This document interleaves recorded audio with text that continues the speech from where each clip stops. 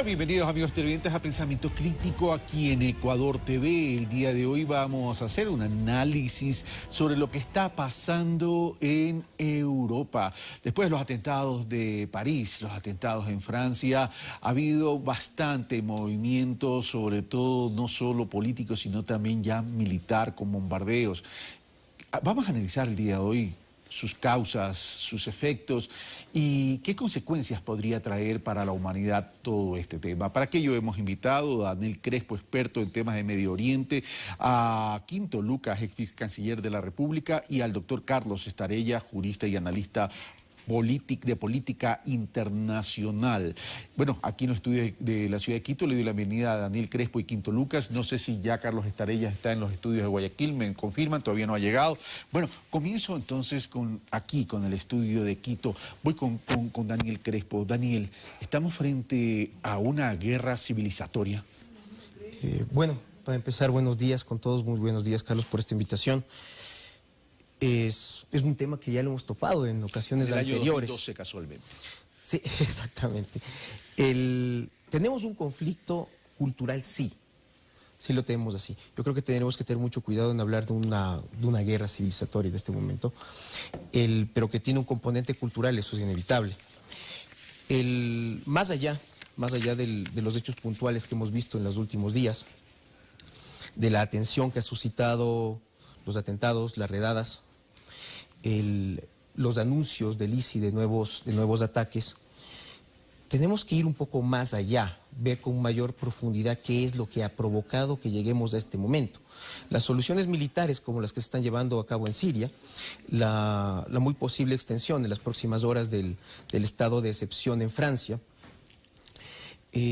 son medidas necesarias, indeseables quizás, para solucionar un problema coyuntural. Pero eso no nos lleva a la raíz del asunto, que termina siendo, en este aspecto, cultural. Y ahí es donde se nos abre el abanico de aristas. Cómo esas personas que han llegado, no ahora, sino que ya son migrantes de primera, segunda generación a Europa Occidental, han asimilado lo que podríamos denominar los valores democráticos civiles occidentales. Y por otro lado, cómo esas sociedades han realmente asimilado a estas personas. ¿Las han intentado acoplar a sus sistemas o la realidad de un gueto cultural es lo que ha llevado a un sistema de exclusión donde no encuentra una salida identitaria? Ok, ahí yo tengo varias inquietudes y voy donde Quinto. Quinto, primero, esto tiene un origen y tiene una causa, que es el no querer respetar la diversidad cultural del mundo, y todo ese mundo de colonizaciones del pasado ha traído como consecuencia esto. Tiene ese origen, pero también tiene un origen mucho más cercano, que es un origen económico. Si nosotros vemos cómo surge el Estado Islámico, surge de la intervención de Estados Unidos y la OTAN en Irak, en Afganistán y en Siria después, e indirectamente en Libia.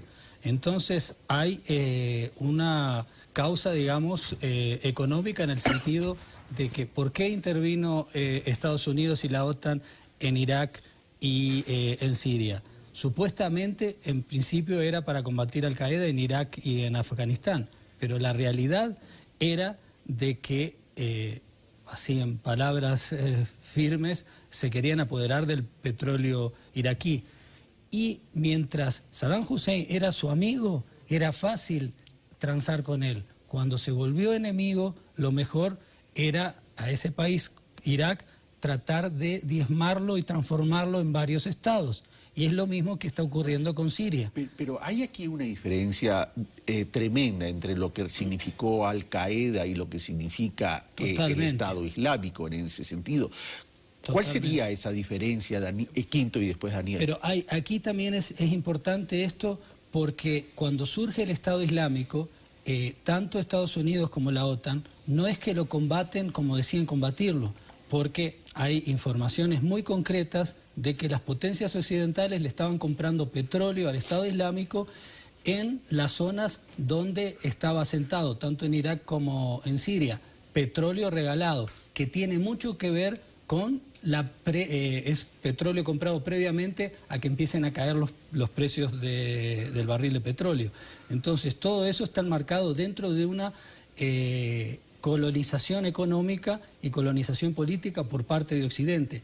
Lo que no se dieron cuenta es que era lo que estaban creando. Estaban creando un monstruo que justamente para bajar a Bashar al-Assad terminaron creando un monstruo. Ahora, ¿cuál es la diferencia entre ISIS, el Estado Islámico, conocido como el Estado Islámico, y Al-Qaeda, Daniel? Bueno, de hecho ISIS nació como una célula de Al-Qaeda. Eso sería un primer punto. Tenemos que, para ver el origen del ISIS, retrotraernos a lo que fue el colapso del gobierno de Saddam Hussein. El ISIS nace, ¿sí? Nace en Irak, fundado a partir de miembros de la célula de Al-Qaeda que estaba manejada por al-Zawahiri, este jordano que murió en un ataque de los Estados Unidos.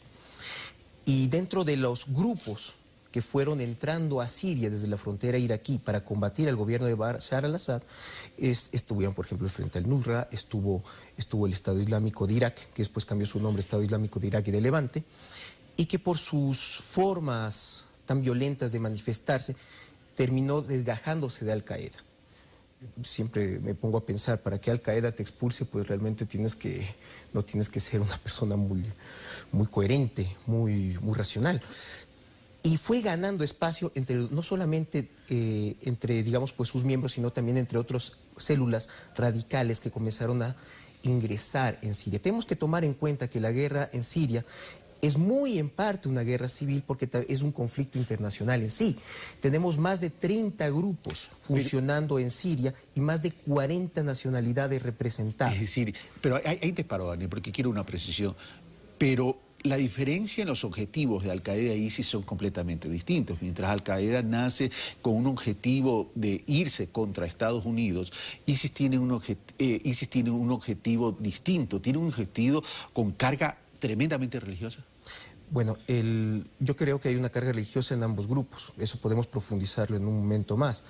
El hecho de que ISIS haya nacido como una célula de Al-Qaeda nos demuestra que en un principio sí hubo esta coherencia de objetivos. Lo que sucede es que ISIS se encontró con un escenario que le permitió crecer de una forma quizás inusitada y pensar mucho más en grande, ¿sí? No nació con la idea de establecer un califato, pero las circunstancias de estructuración política en Siria y en Irak le han permitido llegar a ese sueño, si queremos verlo, mucho más grande de lo planificado en un primer momento.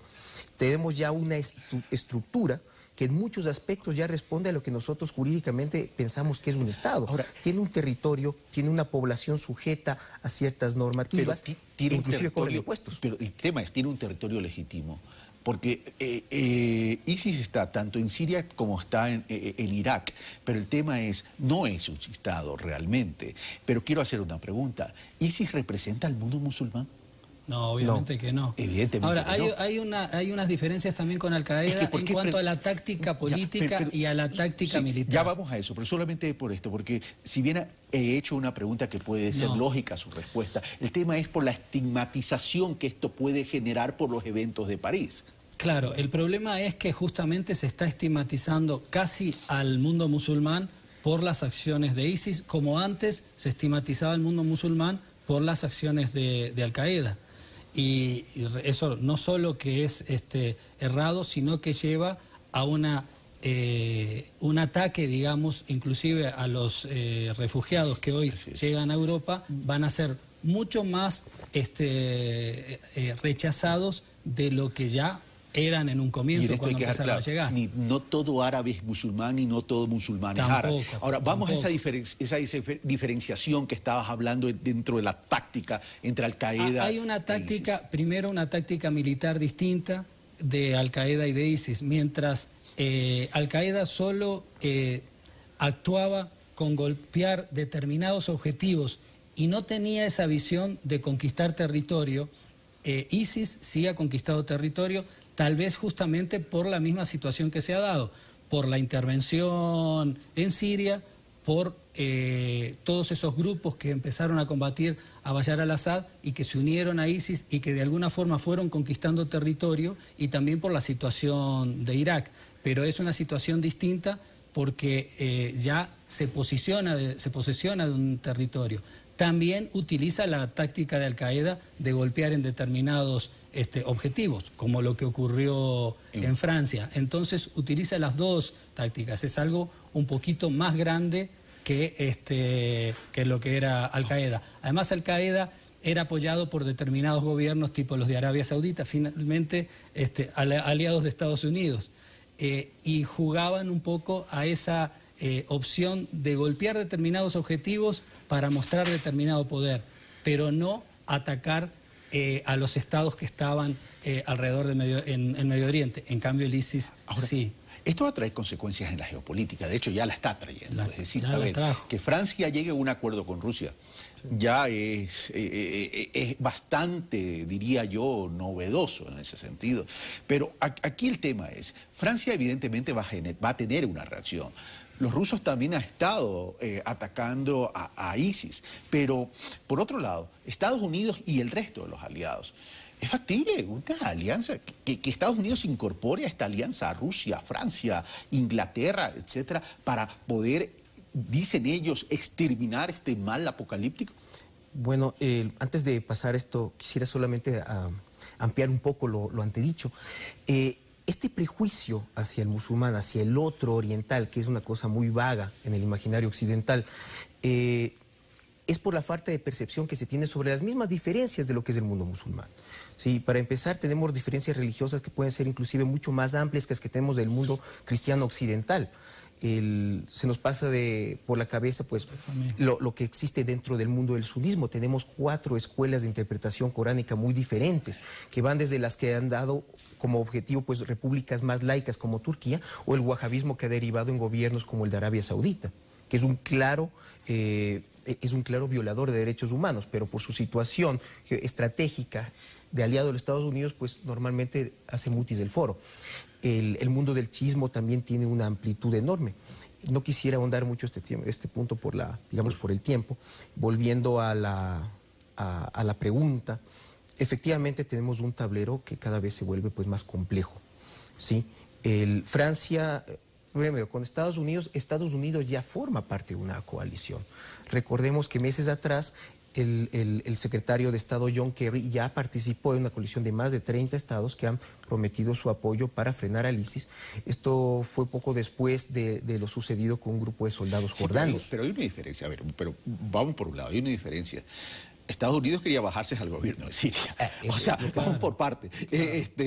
Una cosa es irse contra el Estado Islámico, contra ISIS, y otra cosa es irse contra ISIS, pero también queriéndose bajar al gobierno de Siria. Ahí hay una diferencia fundamental y sustancial. Bueno, lo que pasa es que el tablero, repito, es bastante complejo, y eso es a lo que voy. Al propio tiempo que se establece una alianza donde Arabia Saudita está incluida, el mismo secretario John Kerry aceptó que existen elementos dentro de Arabia Saudita que son financiadores de ISIS. ¿Sí? Y se presenta algo que es un verdadero problema. ¿Cómo dar golpes estratégicos en Siria al ISIS, porque el caso iraquí es mucho más sencillo, ¿sí?, sin que eso repercuta en apoyar al gobierno de Bashar al-Assad? El gran problema que tienen los Estados Unidos es que se metió primero con el gobierno sirio, y uno de sus objetivos en la hoja de ruta que se intenta llevar en Ginebra es que Bashar al-Assad deje el poder. Lo más coherente con la situación sería que los Estados Unidos deje de lado ese objetivo, pero el problema de esto significaría una derrota diplomática durísima, en especial frente a Rusia, que es el apoyo más sólido que tiene Bashar al-Assad en términos diplomáticos y también militares. En este sentido, Rusia termina siendo un eje articulador que sale ganando en este tema diplomático. Y por otro lado, Siria ¿es un eje estratégico para los intereses occidentales? Sin duda, es un eje estratégico para los intereses occidentales y es un eje estratégico para Rusia. Y Rusia, de alguna forma, con haber actuado solo y con realmente haber bombardeado objetivos claros del ISIS, cosa que no hicieron los aliados, porque trataron justamente, midiendo eso, de tratar de golpear al ISIS en algunas acciones, pero también tratar de golpear al gobierno de Bashar al-Assad. No fue efectivo, porque vimos que el ISIS siguió creciendo. La única solución en este momento es apoyar al gobierno de Bashar al-Assad. O sea, lo que no quisieron y lo que hicieron todo para votar ese gobierno, Hoy la única solución es esa, no solo la solución para terminar con el Estado Islámico, no solo apoyar al gobierno de Bashar al-Assad, también fortalecer un Estado en Irak, que es fundamental, pero además no solo para terminar con el ISIS, sino para ir terminando con la guerra y justamente Europa, que no quiere recibir más refugiados, la única solución es que terminen con la guerra en Siria. Y para eso se necesita acción política y acción militar. Ya vamos a eso y vamos también a hablar el por qué es un eje estratégico Siria, tanto para Rusia como para el mundo occidental. Pero, a ver, pero aquí hay otra cosa. Estamos frente a reacciones militares. Pero el tema es, llámenlo como lo llamen, quieren ponerle el adjetivo calificativo de guerra, algunos dicen que ya comenzó la Tercera Guerra Mundial, etcétera, etcétera. Pero esto termina siendo una confrontación no convencional de una guerra tradicional. Es decir, porque ISIS no está tan solo en territorio sirio y en territorio iraquí. ISIS está infiltrado en Europa y seguramente también está infiltrado en América. En ese sentido, ¿tiene solución esas estrategias militares que se están anunciando? O sea, ¿van a ser efectivas esas estrategias militares que se están anunciando? Es que son dos escenarios militares distintos. Sí, por un lado sí tenemos un escenario de guerra convencional al establecerse una sujeción territorial del Estado Islámico en territorio sirio y en territorio iraquí. Pero el tema es, ¿eliminas ISIS tan solo con eso? No. Tienes un escenario que es necesario confrontar, donde efectivamente acciones militares como los bombardeos rusos y ahora franceses sí están teniendo acciones. Lo que está pasando en Raqqa, por ejemplo. ¿Sí? Raqqa es la capital del Estado Islámico en Siria y ya se ha podido ver una salida masiva, ¿sí?, de miembros del ISIS debido a estos golpes estratégicos que se le están dando, también a refinerías, porque efectivamente lo que ha mencionado Quinto es una realidad. ¿Sí? Uno de los mayores financiamientos que tiene el ISIS es la venta de petróleo, y eso podría permitir el colapso de esta estructura, si se quiere ver, paraestatal, sí, pero no soluciona el problema de fondo. ¿Sí? La solución para esto que es un terrorismo más clásico, más al estilo de Al-Qaeda, es mucho más compleja, porque la guerra contra el terrorismo es la guerra contra un enemigo invisible, al cual no lo puedes bombardear, al cual no lo puedes sujetar a través de mandar tropas. Y ahí quiero volver a algo que mencioné al principio, esto tiene un componente cultural inevitable, ¿sí? El problema tiene que ver, por un lado, con la comprensión de lo que es la política y la relación de política con religión en el Medio Oriente, ¿sí? Y por otro, cómo las sociedades occidentales ven sus propios valores cívicos, democráticos, y cómo han permitido o no que esa población que ha llegado a sus países se sienta parte de ellos, se sienta identificada con lo que nosotros consideramos pues valores democráticos. Claro. Ahora, ¿tú quieres acotar algo a eso? Que se sienta realmente incluida, porque si nosotros vemos que la única esperanza de determinados jóvenes es morir, algo está muy mal, y algo está muy mal en la propia Europa, que no supo incluir, no digo a los recientemente refugiados, sino a la segunda generación, jóvenes que realmente son franceses o belgas o son europeos. Entonces ahí hay algo que es cultural y que tiene que ver también con el modo de cómo se ha movido esa sociedad. Pero el tema es, esto tiene solución, porque, a ver, si no todo árabe es musulmán, ni todo musulmán es árabe, y estamos viendo que hay ingleses, hay franceses, y seguramente también norteamericanos, me refiero de Estados Unidos, como miembro de ISIS.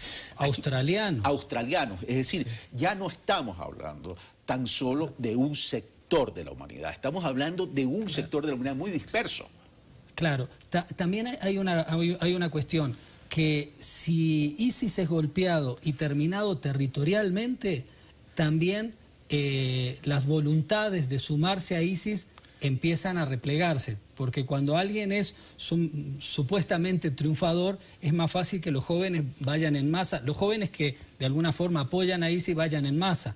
Es distinto si es diezmado y terminado territorialmente, no va a terminar el peligro de este tipo de acciones terroristas en distintos países, pero sí empieza a aquietarse la posibilidad de esos jóvenes seguir entrando a ISIS. Se les termina, digamos, la puerta de entrada, pero eso no se va a terminar con eso. Hay que ver cómo se incluye. Y en este momento en que hay refugiados masivamente, o entrada de refugiados masivamente en Europa, ¿cómo se revé justamente todo eso del trato con el otro, la inclusión del otro, la vinculación del otro? Es muy difícil también. Con un temor ya que... una percepción de temor construida por los últimos eventos. Ahora, vamos a un tema que ya se nos está terminando el tiempo. El gobierno de Siria está tomando un respiro por estos eventos, evidentemente. Estados Unidos no puede irse ya en este momento en contra del gobierno. Eso me dice la lógica. Ahora, los intereses políticos, diplomáticos, económicos y militares es otro tema. Pero el tema es, ¿por qué Siria constituye un eje estratégico tanto para Rusia como para Estados Unidos? Ahí hay dos aspectos. Por un lado, el político-ideológico y por el otro lado, el económico. Sí, voy a empezar con el lado económico. Perdón, voy a hacerlo al revés porque realmente va a ser más fácil explicarlo. Siria es un país donde la minoría alawí a la que pertenece el presidente Bashar al-Assad es la que controla el poder. Es una variante dentro del espectro del chiismo. El chiismo es la religión mayoritaria en Irak, ¿sí? Y se ven, y junto con Hezbollah, que trabaja en el Líbano, como... digamos, pues, aliados estratégicos del gobierno iraní, ¿sí? Existe un eje geográfico ahí, que de hecho no tiene discontinuidad en ese aspecto, que permitiría de fortalecerse la mayor presencia de Irán en la región y podría transformarlo, de hecho, en un hegemón regional, ¿sí? Los que más temen esa presencia iraní son los países que son aliados de los Estados Unidos, las llamadas monarquías del Golfo, empezando por Arabia Saudita, ¿sí? El temor de Irán, que ejerce Irán, no solamente en el mundo occidental, sino también entre los aliados árabes, estas monarquías que funcionan y que son grandes violadores de los derechos humanos, quiero que eso quede bastante claro, ¿sí? Como es el caso de Arabia Saudita, es una realidad. Y por el otro tenemos lo que es la salida de petróleo y también de gas hacia Europa, ¿sí? Uno de los proyectos más ambiciosos que existe en ese aspecto es el llamado, el oleoducto de los chiitas, ¿sí? Que empezaría en Basora, en Irak, cruzaría territorio sirio y terminaría en el Mediterráneo, ¿sí? Que sería vital para los intereses económicos de Irán y fortalecería en ese aspecto, pues, digamos, pues, su presencia en la región. Esto debilitaría definitivamente a las potencias del Golfo. Ahora, vamos un poquito. Y ahí juega el papel también importante Rusia, porque también juega justamente el carácter geoestratégico de la ubicación de Siria para Rusia es muy importante, más en este momento en que hay una disputa hegemónica con Estados Unidos, que se ve en Ucrania, pero también se está viendo en Siria.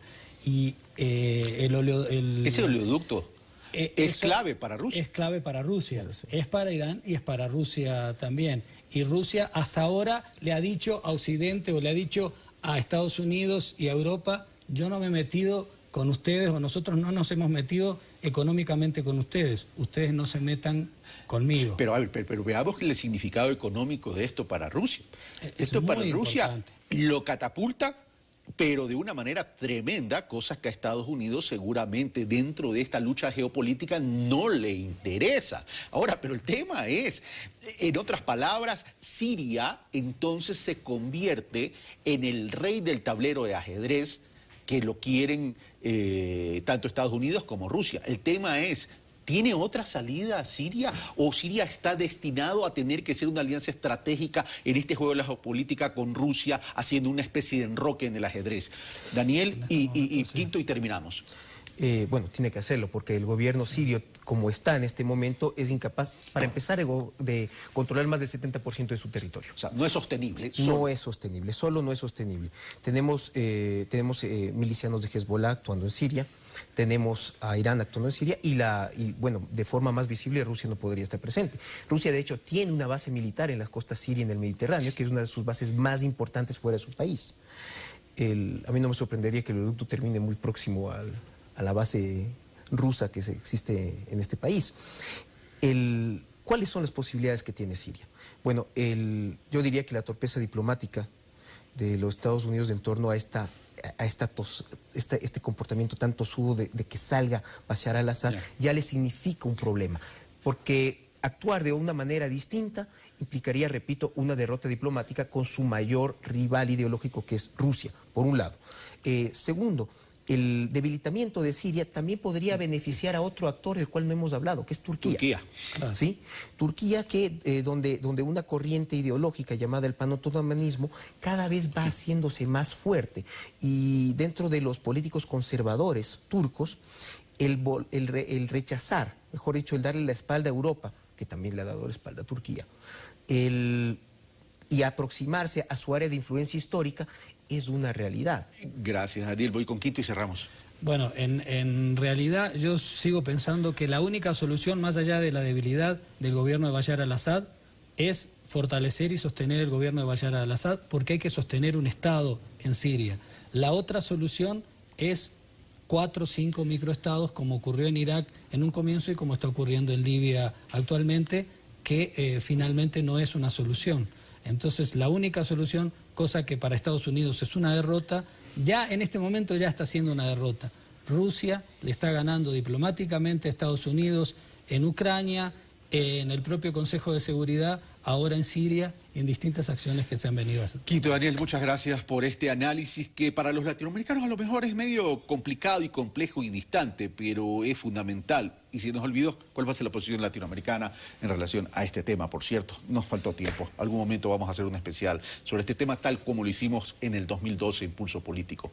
Bueno, esto fue Pensamiento Crítico. Esto fue Pensamiento Crítico. Soy Carlos Rabascal y, como siempre, análisis e insumos para que ustedes sigan evaluando y sigan la política internacional, estos movimientos en la geopolítica que tienen impacto en todo el mundo y Latinoamérica es parte de ese mundo.